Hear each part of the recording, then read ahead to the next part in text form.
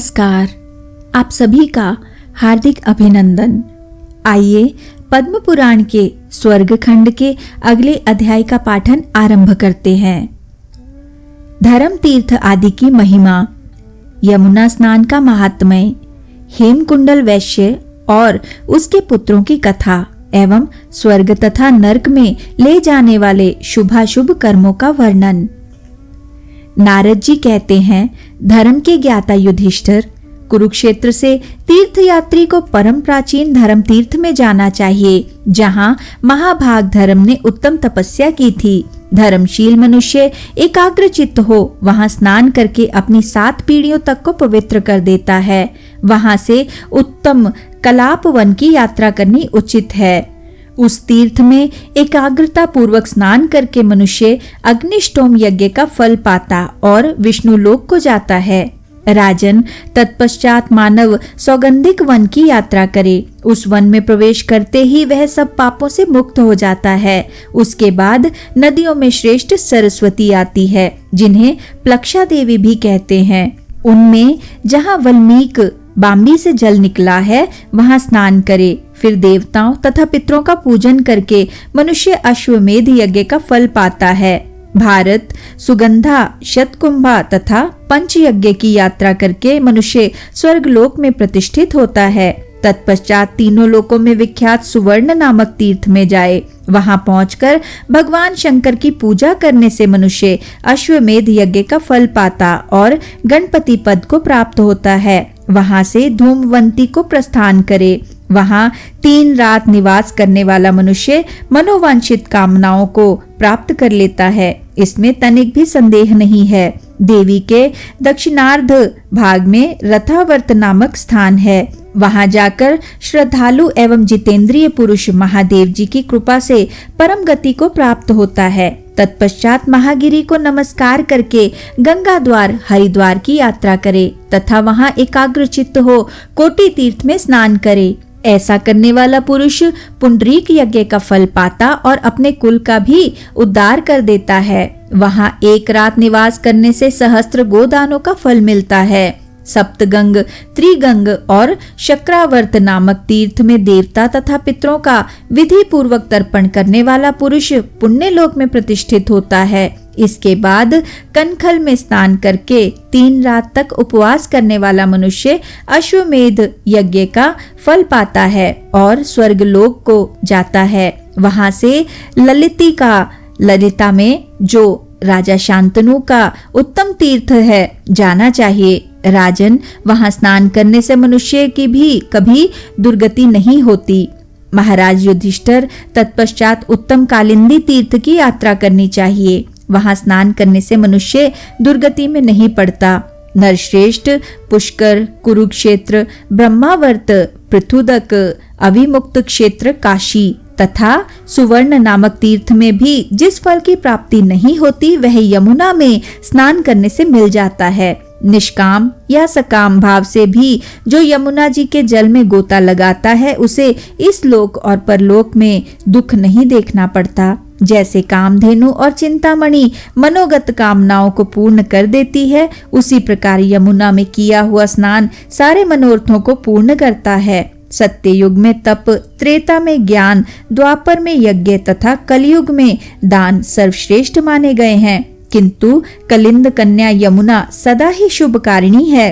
राजन, यमुना के जल में स्नान करना सभी वर्णों तथा समस्त आश्रमों के लिए धर्म है। मनुष्य को चाहिए कि वह भगवान वासुदेव की प्रसन्नता, समस्त पापों की निवृत्ति तथा स्वर्गलोक की प्राप्ति के लिए यमुना के जल में स्नान करे। यदि यमुना स्नान का अवसर ना मिला तो सुंदर, सुपुष्ट, बलिष्ठ एवं नाशवान शरीर की रक्षा करने से क्या लाभ।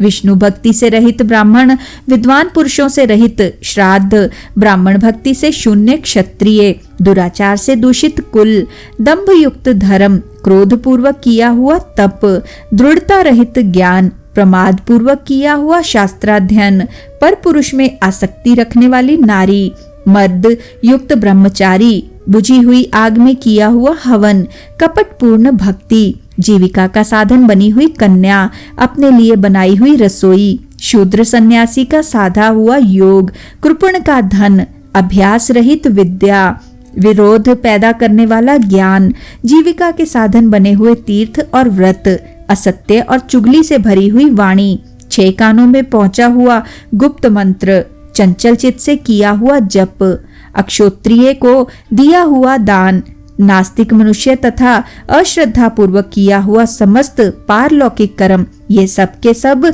जिस प्रकार नष्ट प्राय माने गए हैं, वैसे ही यमुना स्नान के बिना मनुष्यों का जन्म भी नष्ट ही है। मन, वाणी और क्रिया द्वारा किए हुए आर्द्र, शुष्क, लघु और स्थूल सभी प्रकार के पापों को यमुना का स्नान दग्ध कर देता है। ठीक उसी तरह जैसे आग लकड़ी को जला डालती है। राजन, जैसे भगवान विष्णु की भक्ति में सभी मनुष्यों का अधिकार है, उसी प्रकार यमुना देवी सदा सबके पापों का नाश करने वाली है। यमुना में किया हुआ स्नान ही सबसे बड़ा मंत्र, सबसे बड़ी तपस्या और सबसे बढ़कर प्रायश्चित है। यदि मथुरा की यमुना प्राप्त हो जाए तो वे मोक्ष देने वाली मानी गई है। अन्यत्र ही यमुना पुण्यमयी तथा महापातकों का नाश करने वाली है, किंतु मथुरा में बहने वाली यमुना देवी विष्णु भक्ति प्रदान करती है। राजन, इस विषय में मैं तुमसे एक प्राचीन इतिहास का वर्णन करता हूँ। पूर्व काल के सत्ययुग की बात है। निषद नामक सुंदर नगर में एक वैश्य रहते थे। उनका नाम हेमकुंडल था। वे उत्तम कुल में उत्पन्न होने के साथ ही सत्कर्म करने वाले थे। देवता, ब्राह्मण और अग्नि की पूजा करना उनका नित्य का नियम था। वे खेती और व्यापार का काम करते थे। पशुओं के पालन पोषण में तत्पर रहते थे। दूध, दही, मठा, घास, लकड़ी, फल, मूल, लवण, अदरक, पीपल, धान्य, शाक, तेल, भांति भांति के वस्त्र, धातुओं के सामान और ईख के रस से बने हुए खाद्य पदार्थ, गुड़, खांड, शक्कर आदि इन सब वस्तुओं को सदा बेचा करते थे। इस तरह नाना प्रकार के अन्यान्य उपायों से वैश्य ने 8 करोड़ स्वर्ण मुद्राएं पैदा की। इस प्रकार व्यापार करते करते उनके कानों तक के बाल सफेद हो गए। तदनंतर उन्होंने अपने चित्त में संसार की क्षण भंगुरता का विचार करके उस धन के छठे भाग से धर्म का कार्य करना आरंभ किया। भगवान विष्णु का मंदिर तथा शिवालय बनवाए, पोखरा खुदवाया तथा बहुत सी बावलियां बनवाई। इतना ही नहीं, उन्होंने बरगद, पीपल, आम, जामुन और नीम आदि के जंगल लगवाए तथा सुंदर पुष्प वाटिका भी तैयार कराई। सूर्योदय से लेकर सूर्यास्त तक अन्न जल बांटने की उन्होंने व्यवस्था कर रखी थी। नगर के बाहर चारों ओर अत्यंत शोभायमान पौसले बनवा दिए थे। राजन, पुराणों में जो जो दान प्रसिद्ध हैं, वे सभी दान उन धर्मात्मा वैश्य ने दिए थे। वे सदा ही दान, देव पूजा तथा अतिथि सत्कार में लगे रहते थे।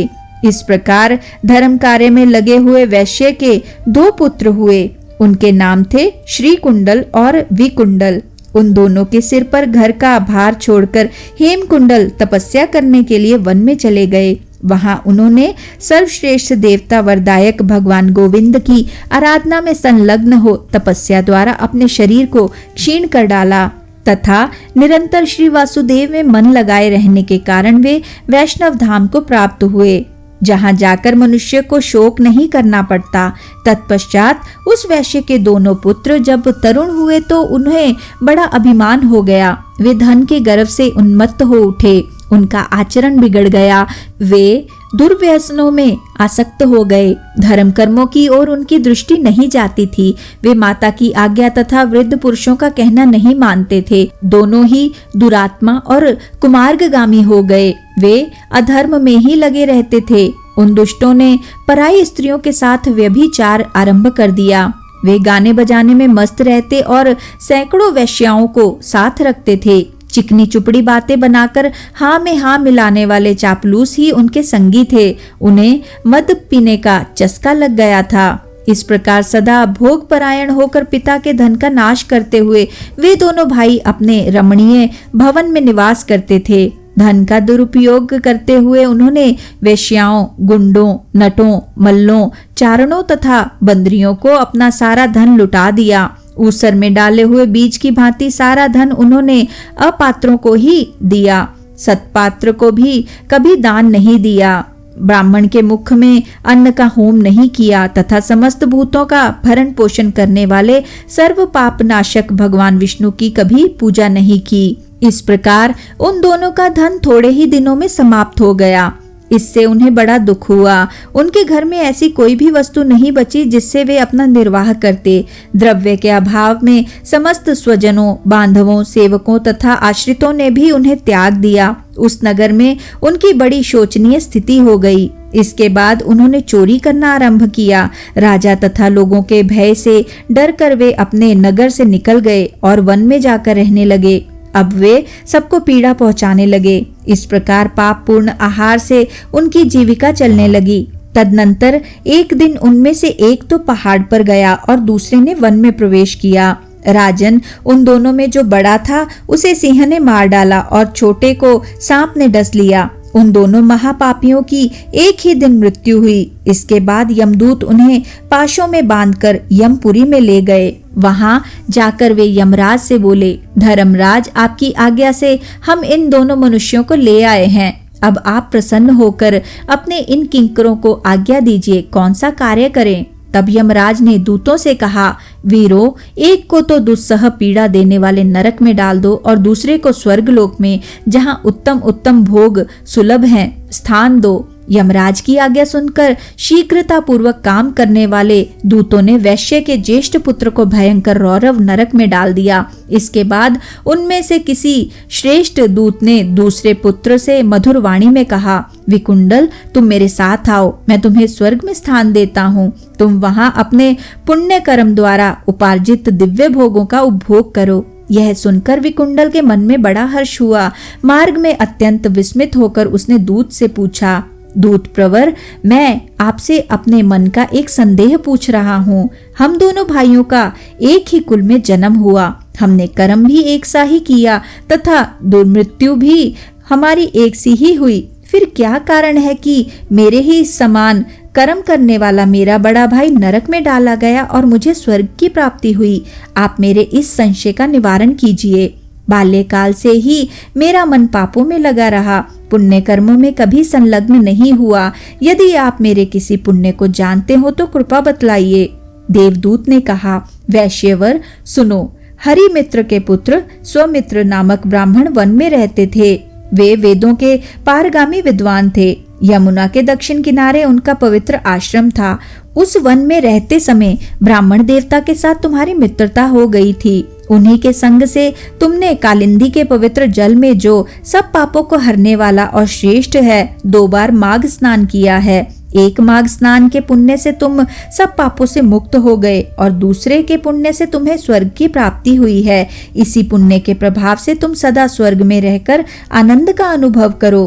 तुम्हारा भाई नरक में बड़ी भारी यातना भोगेगा। 80 पत्र वन के पत्तों से उसके सारे अंग छिद जाएंगे। मुदगरों की मार से उसकी धज्जियां उड़ जाएंगी। शिला की चट्टानों पर पटक कर उसे चूर चूर कर दिया जाएगा तथा वह दहकते हुए अंगारों में भुना जाएगा। दूत की यह बात सुनकर विकुंडल को भाई के दुख से बड़ा दुख हुआ। उसके सारे शरीर के रोंगटे खड़े हो गए। वह दीन और विनीत होकर बोला, साधो, सत्पुरुषों में 7 पग तथा चलने मात्र से मैत्री हो जाती है तथा वह उत्तम फल देने वाली होती है। अतः आप मित्र भाव का विचार करके मेरा उपकार करें। मैं आपसे उपदेश सुनना चाहता हूँ। मेरी समझ में आप सर्वज्ञ हैं, अतः कृपा करके बताइए, मनुष्य किस कर्म के अनुष्ठान से यमलोक का दर्शन नहीं करते तथा कौन सा कर्म करने से वे नरक में जाते हैं? देवदूत ने कहा, जो मन, वाणी और क्रिया द्वारा कभी किसी भी अवस्था में दूसरों को पीड़ा नहीं देते, वे यमराज के लोक में नहीं जाते। अहिंसा परम धर्म है। अहिंसा ही श्रेष्ठ तपस्या है तथा अहिंसा को ही मुनियों ने सदा श्रेष्ठ दान बताया है। जो मनुष्य दयालु हैं, वे मच्छर, सांप, डांस, खटमल तथा मनुष्य सबको अपने ही समान देखते हैं। जो अपनी जीविका के लिए जलचर और थलचर जीवों की हत्या करते हैं, वे कालसूत्र नामक नरक में पड़कर दुर्गति भोगते हैं। वहां उन्हें कुत्ते का मांस खाना तथा पीप और रक्त पीना पड़ता है। वे चर्बी की कीच में डूबकर अधोमुखी कीड़ों के द्वारा डसे जाते हैं। अंधेरे में पड़कर वे एक दूसरे को खाते और परस्पर आघात करते हैं।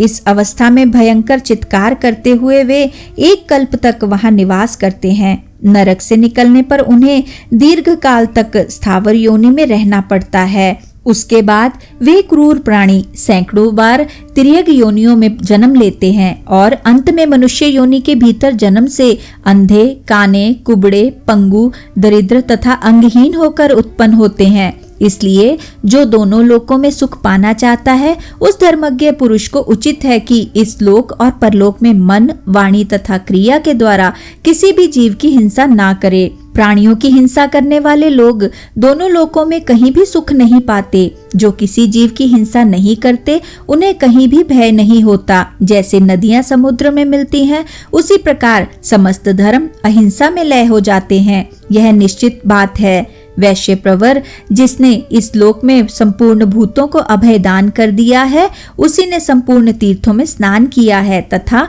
वह संपूर्ण यज्ञों की दीक्षा ले चुका है।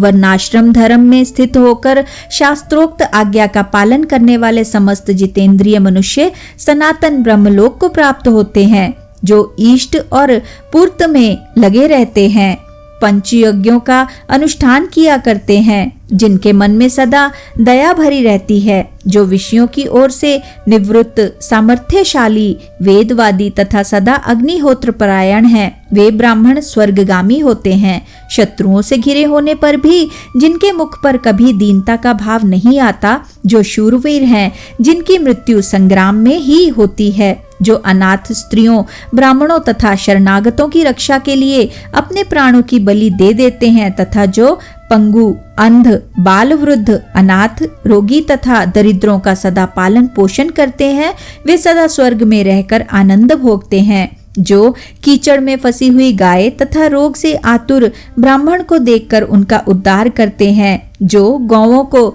ग्रास अर्पण करते हैं, गौओं की सेवा शुश्रूषा में रहते हैं तथा गौओं की पीठ पर कभी सवारी नहीं करते, वे स्वर्ग लोक के निवासी होते हैं। जो ब्राह्मण प्रतिदिन अग्नि पूजा, देव पूजा, गुरु पूजा और द्विज पूजा में तत्पर रहते हैं, वे स्वर्ग लोक में जाते हैं। बावली, कुआं और पोखरे बनवाने आदि के पुण्य का कभी अंत नहीं होता, क्योंकि वहां जलचर और थलचर जीव सदा अपनी इच्छा के अनुसार जल पीते हैं। देवता भी बावली आदि बनवाने वाले को नित्य दान परायण कहते हैं। वैश्यवर प्राणी जैसे जैसे बावली आदि का जल पीते हैं, वैसे धर्म की वृद्धि होने से उसके बनवाने वाले मनुष्य के लिए स्वर्ग का निवास अक्षय होता जाता है। जल प्राणियों का जीवन है, जल के ही आधार पर प्राण टिके हुए हैं। पातकी मनुष्य भी प्रतिदिन स्नान करने से पवित्र हो जाते हैं। प्रातः काल का स्नान बाहर और भीतर के मल को भी धो डालता है। प्रातः स्नान से निष्पाप होकर मनुष्य कभी नरक में नहीं पड़ता। जो बिना स्नान किए भोजन करता है, वह सदा मल का भोजन करने वाला है। जो मनुष्य स्नान नहीं करता, देवता और पितृ उससे विमुख हो जाते हैं, वह अपवित्र माना गया है। वह नरक भोगकर कीट योनि को प्राप्त होता है। जो लोग पर्व के दिन नदी की धारा में स्नान करते हैं, वे ना तो नरक में पड़ते हैं और ना किसी नीच योनि में ही जन्म लेते हैं। उनके लिए बुरे स्वप्न और बुरी चिंताएं सदा निष्फल होती हैं। विकुंडल जो पृथ्वी, सुवर्ण और गौ इनका 16 बार दान करते हैं, वे स्वर्गलोक में जाकर फिर वहां से वापस नहीं आते। विद्वान पुरुष पुण्य तिथियों में वैतिपात योग में तथा संक्रांति के समय स्नान करके यदि थोड़ा सा भी दान करे तो कभी दुर्गति में नहीं पड़ता। जो मनुष्य सत्यवादी, सदा मौन धारण करने वाले, प्रिय वक्ता, क्रोधहीन, सदाचारी, अधिक बकवाद न करने वाले, दूसरों के दोष न देखने वाले, सदा सब प्राणियों पर दया करने वाले, दूसरों की गुप्त बातों को प्रकट न करने वाले तथा दूसरों के गुणों का बखान करने वाले हैं। जो दूसरे के धन को तिनके के समान समझकर मन से भी उसे लेना नहीं चाहते, ऐसे लोगों को नरक यातना का अनुभव नहीं करना पड़ता। जो दूसरों पर कलंक लगाने वाला, पाखंडी, महापापी और कठोर वचन बोलने वाला है, वह प्रलय काल तक नरक में पकाया जाता है। कृतघ्न पुरुष का तीर्थों के सेवन तथा तपस्या से भी उद्धार नहीं होता। उसे नरक में दीर्घ काल तक भयंकर यातना सहन करनी पड़ती है। जो मनुष्य जितेंद्रिय तथा मिताहारी होकर पृथ्वी के समस्त तीर्थों में स्नान करता है वह यमराज के घर नहीं जाता। तीर्थ में कभी पातक ना करे, तीर्थ को भी कभी जीविका का साधन ना बनाए, तीर्थ में दान ना ले तथा वहां धर्म को बेचे नहीं। तीर्थ में किए हुए पातक का क्षय होना कठिन है, तीर्थ में लिए हुए दान का पचाना मुश्किल है। जो एक बार भी गंगा जी के जल में स्नान करके गंगा जल से पवित्र हो चुका है, उसने चाहे राशि राशि पाप किए हो फिर भी वह नरक में नहीं पड़ता। हमारे सुनने में आया है कि व्रत, दान, तप, यज्ञ तथा पवित्रता के अन्यान्य साधन गंगा जी की एक बूंद से अभिषिक्त हुए पुरुष की समानता नहीं कर सकते। जो धर्म द्रव धर्म का ही द्रवीभूत स्वरूप है, जल का आदि कारण है, भगवान विष्णु के चरणों से प्रकट हुआ है तथा जिसे भगवान शंकर ने अपने मस्तक पर धारण कर रखा है, वह गंगा जी का निर्मल जल प्रकृति से परे निर्गुण ब्रह्म ही है। इसमें तनिक भी संदेह नहीं है। अतः ब्रह्मांड के भीतर ऐसी कौन सी वस्तु है जो गंगा जल की समानता कर सके। जो 100 योजन दूर से भी गंगा गंगा कहता है वह मनुष्य नरक में नहीं पड़ता। फिर गंगा जी के समान कौन हो सकता है। नरक देने वाला पाप कर्म दूसरे किसी उपाय से तत्काल दग्ध नहीं हो सकता। इसलिए मनुष्यों को प्रयत्न पूर्वक गंगा जी के जल में स्नान करना चाहिए। जो ब्राह्मण दान लेने में समर्थ होकर भी उससे अलग रहता है वह आकाश में तारा बनकर चिरकाल तक प्रकाशित होता रहता है। जो कीचड़ से गौ का उद्धार करते हैं, रोगियों की रक्षा करते हैं तथा गौशाला में जिनकी मृत्यु होती है, उन्हीं लोगों के लिए आकाश में स्थित तारामय लोक है। सदा प्राणायाम करने वाले द्विज यमलोक का दर्शन नहीं करते। वे पापी हो तो भी प्राणायाम से ही उनका पाप नष्ट हो जाता है।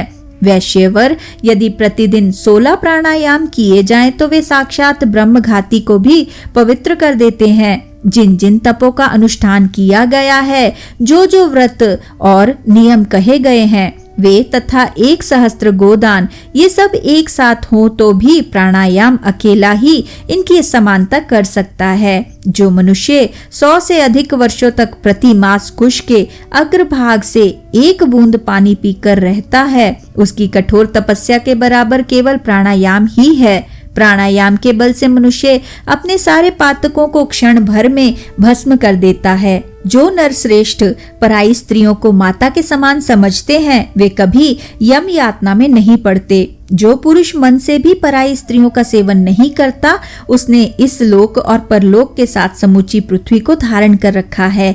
इसलिए पर स्त्री सेवन का परित्याग करना चाहिए। पराई स्त्रियां 21 पीढ़ियों को नरक में ले जाती हैं। जो क्रोध का कारण उपस्थित होने पर भी कभी क्रोध के वशीभूत नहीं होता, उस अक्रोधी पुरुष को इस पृथ्वी पर स्वर्ग का विजेता समझना चाहिए। जो पुत्र माता पिता की देवता के समान आराधना करता है वह कभी यमराज के घर नहीं जाता। स्त्रियां अपने शील सदाचार की रक्षा करने से इस लोक में धन्य मानी जाती है। शील भंग होने पर स्त्रियों को अत्यंत भयंकर यमलोक की प्राप्ति होती है। अतः स्त्रियों को दुष्टों के संग का परित्याग करके सदा अपने शील की रक्षा करनी चाहिए। वैश्यवर शील से नारियों को उत्तम स्वर्ग की प्राप्ति होती है, इसमें तनिक भी संदेह नहीं है। जो शास्त्र का विचार करते हैं, वेदों के अभ्यास में लगे रहते हैं, पुराण संहिता को सुनाते तथा पढ़ते हैं, स्मृतियों की व्याख्या और धर्मों का उपदेश करते हैं तथा वेदांत में जिनकी निष्ठा है उन्होंने इस पृथ्वी को धारण कर रखा है। उपयुक्त विषयों के अभ्यास की महिमा से उन सबके पाप नष्ट हो जाते हैं तथा वे ब्रह्मलोक को जाते हैं जहाँ मोह का नाम भी नहीं है। जो अनजान मनुष्य को वेद शास्त्र का ज्ञान प्रदान करता है उसकी वेद भी प्रशंसा करते हैं, क्योंकि वह भव बंधन को नष्ट करने वाला है। वैष्णव पुरुष यमलोक तथा वहाँ के भयंकर प्राणियों का कदापि दर्शन नहीं करते। यह बात मैंने बिल्कुल सच सच बताई है। यमुना के भाई यमराज हम लोगों से सदा ही और बारंबार कहा करते हैं कि तुम लोग वैष्णवों को छोड़ देना, ये मेरे अधिकार में नहीं है। जो प्राणी प्रसंगवश एक बार भी भगवान केशव का स्मरण कर लेते हैं उनकी समस्त पाप राशि नष्ट हो जाती है तथा वे श्री विष्णु के परम पद को प्राप्त होते हैं। दुराचारी, पापी तथा सदाचारी कैसा भी क्यों ना हो, जो मनुष्य भगवान विष्णु का भजन करता है उसे तुम लोग सदा दूर से ही त्याग देना। जिनके घर में वैष्णव भोजन करता हो, जिन्हें वैष्णवों का संग प्राप्त हो, वे भी तुम्हारे लिए त्याग देने योग्य हैं, क्योंकि वैष्णवों के संग से उनके पाप नष्ट हो गए हैं। पापिष्ठ मनुष्य को नरक समुद्र से पार करने के लिए भगवान विष्णु की भक्ति के सिवा दूसरा कोई उपाय नहीं है। वैष्णव पुरुष चारों वर्णों से बाहर का हो तो भी इन तीनों लोकों को पवित्र कर देता है। मनुष्यों के पाप दूर करने के लिए भगवान के गुण, कर्म और नामों का संकीर्तन किया जाए, इतने बड़े प्रयास की कोई आवश्यकता नहीं है, क्योंकि अजामिल जैसा पापी भी मृत्यु के समय नारायण नाम से अपने पुत्र को पुकार कर भी मुक्ति पा गया। जिस समय मनुष्य प्रसन्नता पूर्वक भगवान श्री हरि की पूजा करते हैं, उसी समय उनके मातृकुल और पितृकुल दोनों कुलों के पितृ जो चिरकाल से नरक में पड़े होते हैं, तत्काल स्वर्ग को चले जाते हैं। जो विष्णु भक्तों के सेवक तथा वैष्णवों का अन्न भोजन करने वाले हैं, वे शांत भाव से देवताओं की गति को प्राप्त होते हैं। अतः विद्वान पुरुष समस्त पापों की शुद्धि के लिए प्रार्थना और यत्न पूर्वक वैष्णव का अन्न प्राप्त करे। अन्न के अभाव में उसका जल मांगकर ही पी ले।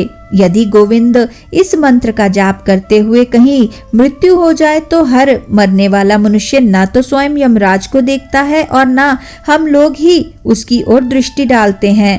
अंग, मुद्रा, ध्यान, ऋषि, छंद और देवता सहित द्वादशाक्षर मंत्र की दीक्षा लेकर उसका विधिवत जप करना चाहिए। जो श्रेष्ठ मानव ओम नमो नारायणाय इस अष्टाक्षर मंत्र का जप करते हैं, उनका दर्शन करके ब्राह्मण घाती भी शुद्ध हो जाता है तथा वे स्वयं ही भगवान विष्णु की भांति तेजस्वी प्रतीत होते हैं। जो मनुष्य हृदय, सूर्य, जल, प्रतिमा अथवा वेदी में भगवान विष्णु की पूजा करते हैं, वे वैष्णव धाम को प्राप्त होते हैं। अथवा मुमुक्षु पुरुषों को चाहिए कि वे शालग्राम शिला के चक्र में सर्वदा वासुदेव भगवान का पूजन करें। वह श्री विष्णु का अधिष्ठान है तथा सब प्रकार के पापों का नाशक, पुण्यदायक एवं सबको मुक्ति प्रदान करने वाला है। जो शालग्राम शिला से उत्पन्न हुए चक्र में श्री हरि का पूजन करता है, वह मानो प्रतिदिन 1,000 राजसूय यज्ञों का अनुष्ठान करता है। जिन शांत ब्रह्म स्वरूप अच्युत को उपनिषद सदा नमस्कार करते हैं, उन्हीं का अनुग्रह शालग्राम शिला की पूजा करने से मनुष्यों को प्राप्त होता है। जैसे महान काष्ठ में स्थित अग्नि उसके अग्रभाग में प्रकाशित होती है, उसी प्रकार सर्वत्र व्यापक भगवान विष्णु शालग्राम शिला में प्रकाशित होते हैं। जिसने शालग्राम शिला से उत्पन्न चक्कर में श्री हरि का पूजन कर लिया, उसने अग्निहोत्र का अनुष्ठान पूर्ण कर लिया तथा समुद्रों सहित सारी पृथ्वी दान दे दी। जो नराधम इस लोक में काम, क्रोध और लोभ से व्याप्त हो रहा है, वह भी शालग्राम शिला के पूजन से श्री हरि के लोक को प्राप्त होता है। वैश्य शालग्राम शिला की पूजा करने से मनुष्य तीर्थ, दान, यज्ञ और व्रतों के बिना ही मोक्ष प्राप्त कर लेते हैं। शालग्राम शिला की पूजा करने वाला मानव पापी हो तो भी नरक, गर्भवास, तिर्यक योनि तथा कीट योनि को नहीं प्राप्त होता। गंगा, गोदावरी और नर्मदा आदि जो मुक्तिदायिनी नदियां हैं, वे सब की सब शालग्राम शिला के जल में निवास करती हैं। शालग्राम शिला के लिंग का एक बार भी पूजन करने पर ज्ञान से रहित मनुष्य भी मोक्ष प्राप्त कर लेते हैं। जहाँ शालग्राम शिला रूपी भगवान केशव विराजमान रहते हैं, वहाँ संपूर्ण देवता, यज्ञ एवं 14 भुवनों के प्राणी वर्तमान रहते हैं। जो मनुष्य शालग्राम शिला के निकट श्राद्ध करता है, उसके पितृ 100 कल्पों तक धूलोक में तृप्त रहते हैं। जहाँ शालग्राम शिला रहती है, वहाँ की 3 योजन भूमि तीर्थ स्वरूप मानी गई है। वहाँ किए हुए दान और होम सब कोटि गुना अधिक फल देते हैं। जो 1 बूंद के बराबर भी शालग्राम शिला का जल पी लेता है, उसे फिर माता के स्तनों का दूध नहीं पीना पड़ता। वह मनुष्य भगवान विष्णु को प्राप्त कर लेता है। जो शालग्राम शिला के चक्र का उत्तम दान देता है, उसने पर्वत, वन और काननों सहित मानो समस्त भूमंडल का दान कर लिया। जो मनुष्य शालग्राम शिला को बेचकर उसकी कीमत उगाहता है, वह विक्रेता, उसकी बिक्री का अनुमोदन करने वाला तथा उसकी परख करते समय अधिक प्रसन्न होने वाला, ये सभी नरक में जाते हैं और जब तक संपूर्ण भूतों का प्रलय नहीं हो जाता तब तक वे वहीं बने रहते हैं। वैश्य, अधिक कहने से क्या लाभ? पाप से डरने वाले मनुष्य को सदा भगवान वसुदेव का स्मरण करना चाहिए। श्री हरि का स्मरण समस्त पापों को हरने वाला है। मनुष्य वन में रहकर अपनी इंद्रियों का संयम करते हुए घोर तपस्या करके जिस फल को प्राप्त करता है वह भगवान विष्णु को नमस्कार करने से ही मिल जाता है।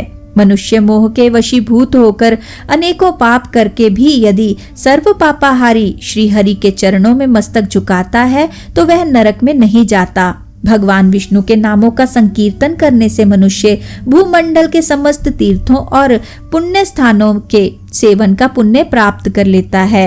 जो शांग्र धनुष धारण करने वाले भगवान विष्णु की शरण में जा चुके हैं वे शरणागत मनुष्य ना तो यमराज के लोक में जाते हैं और ना नरक में ही निवास करते हैं। वैश्य, जो वैष्णव पुरुष शिव की निंदा करता है वह विष्णु के लोक में नहीं जाता, उसे महान नरक में गिरना पड़ता है।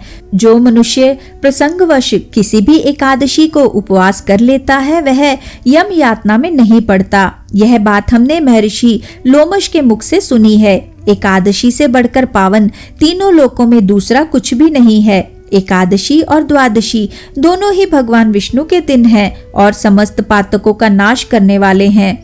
इस शरीर में तभी तक पाप निवास करते हैं जब तक प्राणी भगवान विष्णु के शुभ दिन एकादशी को उपवास नहीं करता। 1000 अश्वमेध और 100 राजसूय यज्ञ एकादशी के उपवास की 16वीं कला के बराबर भी नहीं है। मनुष्य अपनी 11 इंद्रियों से जो पाप किए होता है वह सब एकादशी के अनुष्ठान से नष्ट हो जाता है। एकादशी व्रत के समान दूसरा कोई पुण्य इस संसार में नहीं है। यह एकादशी शरीर को निरोग बनाने वाली और स्वर्ग तथा मोक्ष प्रदान करने वाली है। वैश्य, एकादशी को दिन में उपवास और रात में जागरण करके मनुष्य पितृकुल, मातृकुल और पत्नी कुल की 10-10 पूर्व पीढ़ियों का निश्चय ही उद्धार कर देता है। मन, वाणी, शरीर तथा क्रिया द्वारा किसी भी प्राणी के साथ द्रोह न करना, इंद्रियों को रोकना, दान देना, श्री हरि की सेवा करना तथा वर्णों और आश्रमों के कर्तव्यों का सदा विधि पूर्वक पालन करना, ये दिव्य गति को प्राप्त कराने वाले कर्म हैं। वैश्य, स्वर्गार्थी मनुष्य को अपने तप और दान का अपने ही मुंह से बखान नहीं करना चाहिए। जैसी शक्ति हो उसके अनुसार अपने हित की इच्छा से दान अवश्य करते रहना चाहिए। दरिद्र पुरुष को भी पत्र, फल, मूल तथा जल आदि देकर अपना प्रत्येक दिन सफल बनाना चाहिए। अधिक क्या कहा जाए। मनुष्य सदा और सर्वत्र अधर्म करने से दुर्गति को प्राप्त होते हैं और धर्म से स्वर्ग को जाते हैं। इसलिए बाल्यावस्था से ही धर्म का संचय करना उचित है। वैश्य, ये सब बातें हमने तुम्हें बता दी, अब और क्या सुनना चाहते हो? वैश्य बोला, सौम्य, आपकी बात सुनकर मेरा चित्त प्रसन्न हो गया। गंगा जी का जल और सत्पुरुषों का वचन ये शीघ्र ही पाप नष्ट करने वाले हैं। दूसरों का उपकार करना और प्रिय वचन बोलना यह साधु पुरुषों का स्वाभाविक गुण है। अतः देवदूत, आप कृपा करके मुझे यह बताइए कि मेरे भाई का नरक से तत्काल उद्धार कैसे हो सकता है? देवदूत ने कहा, वैश्य, तुमने पूर्ववर्ती 8वें जन्म में जिस पुण्य का संचय किया है वह सब अपने भाई को दे डालो। यदि तुम चाहते हो कि उसे भी स्वर्ग की प्राप्ति हो जाए तो तुम्हें यही करना चाहिए। विकुंडल ने पूछा, देवदूत, वह पुण्य क्या है, कैसे हुआ, मेरे प्राचीन जन्म का परिचय क्या है, ये सब बातें बताइए, फिर मैं शीघ्र ही वह पुण्य भाई को अर्पण कर दूंगा। देवदूत ने कहा, पूर्व काल की बात है। पुण्यमय मधुवन में एक ऋषि रहते थे जिनका नाम शाकुनी था। वे तपस्या और स्वाध्याय में लगे रहते थे और तेज में ब्रह्मा जी के समान थे। उनके रेवती नाम की पत्नी के गर्भ से 9 पुत्र उत्पन्न हुए जो नवग्रहों के समान शक्तिशाली थे। उनमें से ध्रुव, शाली, बुध, तार और ज्योतिष्मान ये 5 पुत्र अग्निहोत्री हुए। उनका मन गृहस्थ धर्म के अनुष्ठान में लगता था। शेष 4 ब्राह्मण कुमार जो निर्मोह, जितकाम, ध्यान काष्ट और गुपाधिक के नाम से प्रसिद्ध थे, घर की ओर से विरक्त हो गए। वे सब संपूर्ण भोगों से निस्पृह हो चतुर्थ आश्रम संन्यास में प्रविष्ट हुए। वे सब के सब आसक्ति और परिग्रह से शून्य थे। उनमें आकांक्षा और आरंभ का अभाव था। वे मिट्टी के ढेले, पत्थर और सुवर्ण में समान भाव रखते थे। जिस किसी भी वस्तु से अपना शरीर ढक लेते थे, जो कुछ भी खाकर पेट भर लेते थे, जहाँ सांझ हुई वहीं ठहर जाते थे। वे नित्य भगवान का ध्यान किया करते थे। उन्होंने निद्रा और आहार को जीत लिया था। वे बात और शीत का कष्ट सहन करने में पूर्ण समर्थ थे तथा समस्त चराचर जगत को विष्णु रूप देखते हुए लीला पूर्वक पृथ्वी पर विचरते रहते थे। उन्होंने परस्पर मौन व्रत धारण कर लिया था। वे स्वल्प मात्रा में भी कभी किसी क्रिया का अनुष्ठान नहीं करते थे। उन्हें तत्व ज्ञान का साक्षात्कार हो गया था। उनके सारे संशय दूर हो गए थे और वे चिन्मय तत्व के विचार में अत्यंत प्रवीण थे। वैश्य, उन दिनों तुम अपने पूर्ववर्ती 8वें जन्म में एक गृहस्थ ब्राह्मण के रूप में थे। तुम्हारा निवास मध्य प्रदेश में था। एक दिन उपयुक्त 4 ब्राह्मण सन्यासी किसी प्रकार घूमते घामते मध्याह्न के समय तुम्हारे घर पर आए। उस समय उन्हें भूख और प्यास सता रही थी। बलि वैश्वदेव के पश्चात तुमने उन्हें अपने घर के आंगन में उपस्थित देखा। उन पर दृष्टि पड़ते ही तुम्हारे नेत्रों में आनंद के आंसू छलक आए। तुम्हारी वाणी गदगद हो गई। तुमने बड़े वेग से दौड़कर उनके चरणों में साष्टांग प्रणाम किया। फिर बड़े आदर भाव के साथ दोनों हाथ जोड़कर मधुर वाणी से उन सबका अभिनंदन करते हुए कहा, महानुभाव, आज मेरा जन्म और जीवन सफल हो गया। आज मुझ पर भगवान विष्णु प्रसन्न है। मैं सनाथ और पवित्र हो गया। आज मेरा घर तथा मेरे सभी कुटुंबी धन्य हो गए। आज मेरे पितृ धन्य हैं, मेरी गौएं धन्य हैं, मेरा शास्त्राध्ययन तथा धन भी धन्य है, क्योंकि इस समय आप लोगों के इन चरणों का दर्शन हुआ जो तीनों तापों का विनाश करने वाला है। भगवान विष्णु की भांति आप लोगों का दर्शन भी किसी धन्य व्यक्ति को ही होता है। इस प्रकार उनका पूजन करके तुमने अतिथियों के पांव पखारे और चरणोदक देकर बड़ी श्रद्धा के साथ अपने मस्तक पर चढ़ाया। फिर चंदन, फूल, अक्षत, धूप और दीप आदि के द्वारा भक्ति भाव के साथ उन यतियों की पूजा करके उन्हें उत्तम अन्न भोजन कराया। वे चारों परमहंस तृप्त होकर रात को तुम्हारे भवन में विश्राम और सूर्य आदि के भी प्रकाशक पर ब्रह्म का ध्यान करते रहे। उनका आतिथ्य सत्कार करने से जो पुण्य तुम्हें प्राप्त हुआ, उसका 1000 मुखों से भी वर्णन करने में मैं असमर्थ हूँ। भूतों में प्राणधारी श्रेष्ठ हैं, उनमें भी बुद्धिजीवी, बुद्धिजीवियों में भी मनुष्य और मनुष्यों में भी ब्राह्मण श्रेष्ठ है। ब्राह्मणों में विद्वान, विद्वानों में पवित्र बुद्धि वाले पुरुष, उनमें भी कर्म करने वाले व्यक्ति तथा उनमें भी ब्रह्मज्ञानी पुरुष सबसे श्रेष्ठ हैं। इस प्रकार ब्रह्मज्ञानी तीनों लोकों में सर्वश्रेष्ठ माने गए हैं, अतः सबके परम पूज्य हैं। उनका संग महान पातकों का नाश करने वाला है। यदि कभी किसी गृहस्थ के घर पर ब्रह्मज्ञानी महात्मा आकर संतोष पूर्वक विश्राम करें, तो वे उसके जन्म भर के पापों का अपने दृष्टिपात मात्र से नाश कर डालते हैं। एक रात गृहस्थ के घर पर विश्राम करने वाला सन्यासी उसके जीवन भर के सारे पापों को भस्म कर देता है। वैश्य, वही पुण्य तुम अपने भाई को दे दो, जिसके द्वारा उसका नरक से उद्धार हो जाए। देवदूत की यह बात सुनकर विकुंडल ने तत्काल ही वह पुण्य अपने भाई को दे दिया। तब उसका भाई भी प्रसन्न होकर नरक से निकल आया। फिर तो देवताओं ने उन दोनों पर पुष्पों की वृष्टि करते हुए उनका पूजन किया तथा वे दोनों भाई स्वर्गलोक में चले गए। तदनंतर दोनों से सम्मानित होकर देवदूत यमलोक में लौट आया। नारद जी कहते हैं, राजन, देवदूत का वचन वेद वाक्य के समान था। उसमें संपूर्ण लोक का ज्ञान भरा था। उसे वैश्य पुत्र विकुंडल ने सुना और अपने किए हुए पुण्य का दान देकर अपने भाई को भी तार दिया। तत्पश्चात वह भाई के साथ ही देवराज इंद्र के श्रेष्ठ लोक में गया। जो इस इतिहास को पढ़ेगा या सुनेगा, वह शोक रहित होकर सहस्त्र गोदान का फल प्राप्त करेगा। इसी के साथ आज के इस सुंदर पाठन को हम यहीं पे विराम देते हैं और अगले अध्याय के पाठन के लिए हमारे साथ फिर से जुड़िएगा। आइए विष्णु जी के इस सुंदर मंत्र से आज के पाठन का समापन करते हैं। ओम नमो भगवते वासुदेवाय। ओम नमो भगवते वासुदेवाय। ओम नमो भगवते वासुदेवाय। ओम नमो भगवते वासुदेवाय।